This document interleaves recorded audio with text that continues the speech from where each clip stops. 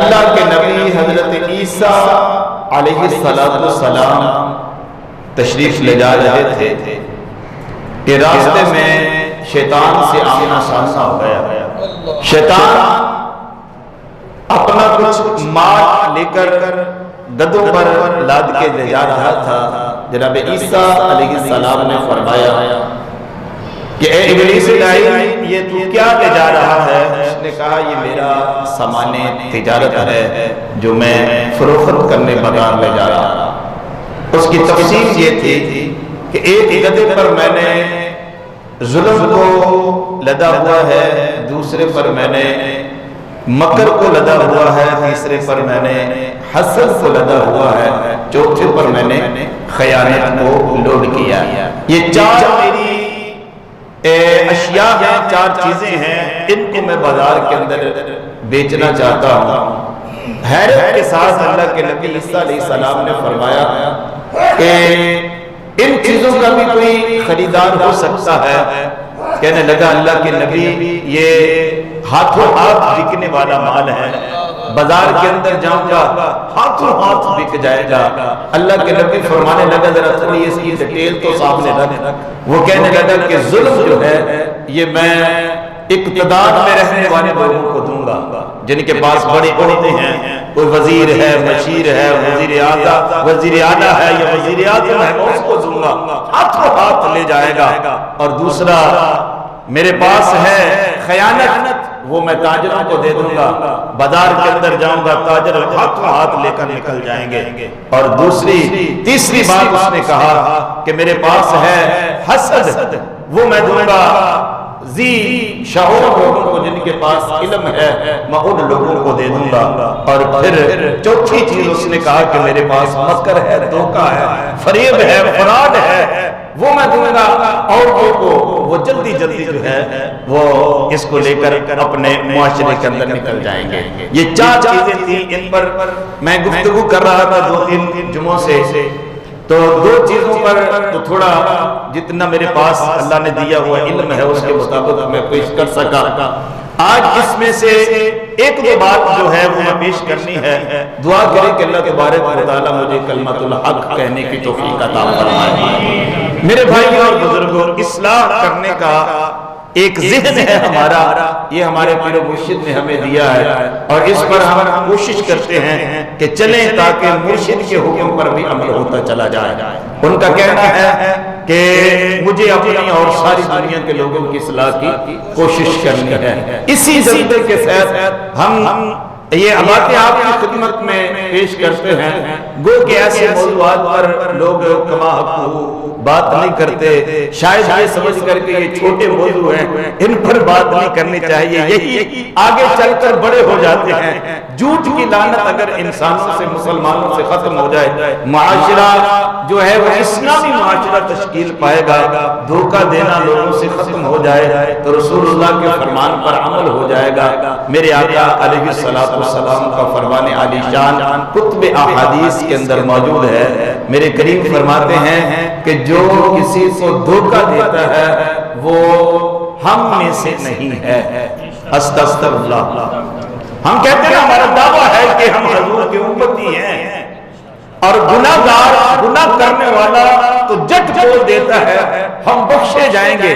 کیوں بخشے جائیں گے؟ ہم حضور کی امت ہے۔ کیا کہتا ہے؟ ہم بولتے جائیے، ہم اس لیے بخشے جائیں گے کہ ہم حضور کی امت ہیں۔ اب ذرا سوچئے، ذرا ایک لمحے کے لیے سوچئے، جو یہ کہتا ہے کہ میں حضور کا امتی ہوں، پھر گناہ کرتا ہے، کہتا ہے حضور کا امتی ہوں، جھوٹ بولتا ہے، فریب کرتا ہے، لوگوں کے ساتھ لین دین کے معاملے میں خیانت سے کام لیتا ہے، وہ کہتا ہے میں حضور کا امتی ہوں۔ اگر حضور ہی نے کہہ دیا کہ یہ میری امت سے نہیں ہے، اس دن آ کر تے مغروری سب لے جائے گی تیری، اس دن آ کر تے مغروری سب لے جائے گی تیری، جس دن کیا پاک محمد اے امت میری، اے امت میری۔ استغفر اللہ کہیے، استغفر اللہ کہیے۔ میں نے اس بات کو اب مکمل کر دینا تھا، چھوڑ دینا تھا، راستے میں قاری صاحب نے کہا کہ نہیں اس بات کو پہلے مکمل کرے۔ چونکہ موسم چل رہا ہے، اولیاء اکرام کی جو ہے وہ محافلیں سجائی جا رہی ہیں، ان کے آراس ہیں، خاص طور پر داتا علی حجویری رحمۃ اللہ علیہ کا عرس پاک ہے، اور اس حوالے سے بھی مجھے کہا گیا ہے کہ بات کریں۔ میں پیش کرتا ہوں کہ ان اولیاء اکرام کا بھی ایک ہی مشن تھا، وہ یہی تھا کہ لوگوں کی اصلاح ہو جائے، لوگوں کی بولیے لوگوں کی اصلاح ہو جائے۔ یہ انسانیت جو ہے اللہ کے راستے سے ہٹ چکی ہے، پھر سے اس کو خدا کے ساتھ جوڑ دیا جائے، اور انہوں نے اسی مشن کو، حضرت داتا علی حجویری رحمۃ اللہ علیہ لاہور کے رہنے والے نہیں تھے، بغداد کے رہنے والے تھے، حجویر کے محلے میں رہنے والے تھے، اسی سوچ اور فکر کے ساتھ کہ لوگوں کی اصلاح ہو جائے۔ اگر میرے اصلاح کرنے پر لوگوں کی اصلاح ہو جاتی ہے اور ان لوگوں کا جو تعلق اللہ کے ساتھ تھا وہ ٹوٹ چکا ہے، اگر میرے ذریعے ہو سکتا ہے تو میں وطن کو چھوڑنے کے لیے تیار ہوں۔ پھر وطن کو چھوڑا، اپنے اباؤ اجداد کو چھوڑا، قبیلہ اور خاندان کو چھوڑا، اور لاہور داتا علی حجویری نے آ کر کے بسا دیا، لاہور تشریف لائے۔ اب میں یہاں پر آپ کو ایک بڑی لطیف سی بات کہوں تو ایمان تازہ کر دینے والی ہے۔ داتا علی حجویری رحمۃ اللہ علیہ کے حوالے سے کہ داتا علی حجویری رحمۃ اللہ علیہ نے دریا کے اس پار آپ نے ڈیرا لگایا ہے، راوی کی اس پار آپ کا مزار پر انوار ہے، اور اس طرف بارادری ہے، جہانگیر کا مقبرہ، جہاں کا مقبرہ وہ مغلیہ خاندان کے لوگوں کا۔ آپ میرے بھائی، میرے بزرگ، یہ کوئی فرار اور دھوکہ دینے کی بات نہیں، یا ویسے ہی ایک کہہ دے کہ لبے زبان آنے والی بات نہیں، تو کہہ دے آپ صبح جائیں شام جائیں، آپ صبح جائیں شام جائیں داتا علی حجویری کے قدموں میں، وہاں تمہیں کبھی اللہ کا قرآن پڑھتے لوگ دکھائی دیں گے، یا مصطفیٰ جان رحمت پر درود پڑھتے دکھائی دیں گے۔ اس طرف اللہ کا نور برس رہا ہے، اس طرف اگر آئیں تو دیکھیں دن کا دوپہر کا وقت ہو، سورج پوری آفتاب کے ساتھ بھی چمک کر دمک رہا ہو، یہاں پرندے اڑ رہے ہیں، اور ان کے جو مقبرہ بنا، ان کی جو قبر بنی ہے اس پر بیٹھیں کر رہے ہیں، آلود ہو رہا ہے۔ بلکہ نور جہاں نے کہتے ہیں کہ چوری اپنے باپ سے اور اپنے گھر والوں سے ایک دیوان لکھا تھا، چوری چھپ کے لکھا تھا، اس کا شعر آج بھی وہاں لکھا ہوا ہے، جس کا ترجمہ کچھ اس طرح ہے کہ ہم وہ بد نصیب لوگ ہیں، ہم وہ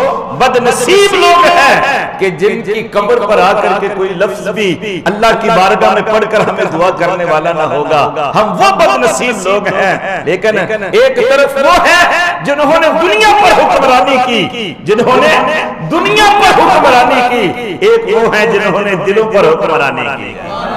ادھر حسرت برس رہی ہے، یہاں رحمت برس رہی ہے۔ پوچھا جائے کہ یہاں رحمت کیوں برستی ہے، وہاں حسرت کیوں برستی ہے؟ کہا انہوں نے لوگوں پر ظلم کیے تھے، انہوں نے لوگوں پر ظلم کیے تھے، آج ان کا نام کوئی اچھے طریقے سے لینے کو تیار نہیں ہے۔ ان لوگوں نے لوگوں کو اللہ کے راستے پر لایا تھا، خدا سے جوڑ دیا تھا، لوگوں کی اصلاح کے لیے انہوں نے وطن کو چھوڑا تھا، آج اللہ تبارک و تعالیٰ نے ان کی قبر کو بھی زندہ کر دیا۔ دھوکہ نہ دے کسی کو۔ اولیاء اکرام بھی اس مشن کو لے کر آگے بڑھے ہیں، ان کی ذات کے اندر جو تھا وہ لوگوں کو دکھاتے تھے، آج ہمارے اندر جو نہیں ہوتا وہ دکھاتے ہیں۔ ایک شوقہ بازی ہے، مثال کے طور پر میں بات آپ کو پیش کروں، آپ کی اگر توجہ ہو، ہمارے اندر، ہمارے معاشرے کے اندر بہت سارے لوگ ایسے پائے جاتے ہیں کہ جنہیں صحیح طریقے پر وضو کرنا بھی نہیں آتا۔ آپ لوگ روز دیکھتے ہیں کسی جانب پیر کو موضوع سخن بنا کر کے بات کی جا رہی ہوتی ہے اور تماشا لگایا جاتا ہے اور دین کی دھجیاں بکھیری جا رہی ہوتی ہیں، اچھی طرح وضو نہیں آتا۔ بلکہ پچھلے دنوں تو ایسا تھا کہ ایک جعلی پیر کو پکڑا گیا، اس سے کلمہ سنا گیا تو اس کو پہلا کلمہ نہیں آیا۔ یہ فرار نہیں، یہ امت محمدیہ کے ساتھ فراڈ ہے، دھوکہ ہے۔ ہمارے لوگ ان کے پیچھے بھی بھاگ جاتے ہیں، ان ان کے پیچھے بھی چلے جاتے ہیں. کسی کو دھوکہ نہ دیں, کیونکہ دھوکہ دینے والا میرے حضور نے فرمایا ہم میں سے نہیں ہے, مطلب ہماری امت سے نہیں ہے, ہمارے طریقے کار پر نہیں ہے. جو لوگوں کے ساتھ دھوکے کی بات کرتا ہے, ایک بات میں پیش کرتا ہوں. رسول پاک صلی اللہ علیہ وآلہ وسلم بازار سے گزر رہے تھے. ایک بندہ گندم فروخت کر رہا تھا, ریڑھی کے اوپر اس نے ڈیر لگا رکھا ہے اور وہ فروخت کر رہا ہے. آقا کریم علیہ السلام کا وہیں سے گزر ہوا. آقا علیہ السلام نے اس ڈیر کے اندر اپنا ہاتھ ڈال دیا اور تری محسوس ہوئی, ہاتھ باہر نکالا. میرے کریم نے فرمایا کیوں لوگوں کو دھوکہ دیتا ہے؟ اندر جو ہے اس کو گندم کو تو نے گیلا کیا ہوا ہے, پانی سے بھگو کر کے رکھا ہے, وزنی ہو جائے. آقا کریم نے فرمایا جو لوگوں کو دھوکہ دیتا وہ ہم میں سے نہیں ہے. دھوکہ دیتا یہ صرف عورتوں کی بات نہ کریں, یہاں کے عورت ہی دھوکہ دے سکتی ہے, عورت ہی دھوکہ باز ہو سکتی ہے. بندے مرد بھی بڑا دھوکہ دیتے ہیں ایک دوسرے کو. دھوکہ نہیں دینا چاہیے کہ یہ شیطان کا کام ہے اور شیطان کا عمل ہے, اور اس نے بازار کے اندر اس کو فروخت کیا ہے. دھوکہ باز آپ کو بہت مل جائیں گے. برے مال پر جو ہے وہ اچھی سٹف لگا کر کے والا حضرت عظیم البرکت مولانا اشار امام احمد رضا فاضل بریلوی رحمۃ اللہ علیہ بہت خوب فرماتے ہیں. وہ کہتے ہیں سونا جنگل رات اندھیری چھائی بدلی کالی ہے, سونا جنگل رات اندھیری چھائی بدلی کالی ہے, سونے والوں جاگتے رہیو چوروں کی رکھوالی ہے. یہاں ہر بندہ جو ہے الا ماشاءاللہ, ہر بندہ جو ہے الا ماشاءاللہ بھی مساق ہو رہا ہوں, دل کے اندر اس کے چور ہے. وہ چور کس طرح کا ہے؟ مال فروخت کرنے میں دو نمبری کی جاتی ہے. مال اندر دو نمبر ہے, باہر لیبل اچھی چیز کا لگا دیا جاتا ہے لوگوں کو لوٹنے کے لیے. فراڈ دھوکہ, اس سے رسول پاک صلی اللہ علیہ وسلم نے ہمیں منع کیا. بچیں گے انشاءاللہ, دھوکہ نہیں دیں گے, کیونکہ حضور نے فرمایا ہماری امت سے نہیں ہے, اور جو حضور کی امت سے نہیں رہا سب سے بڑا اثاثہ جو ہے وہ ایمان ہے. اگر ایمان ہی نہیں رہا تو پھر کچھ بھی نہیں رہا. ایمان نہ رہا تو پھر کچھ بھی نہیں رہا. دھوکہ نہ دیں, فراڈ نہ کریں. اگر اسلام کی بات کریں تو اسلام سچا مذہب ہے, اسلام سچا مذہب ہے, سچائی کو پسند کرتا ہے. میرے بھائیوں اور بزرگوں, یہی رسول پاک صلی اللہ علیہ وسلم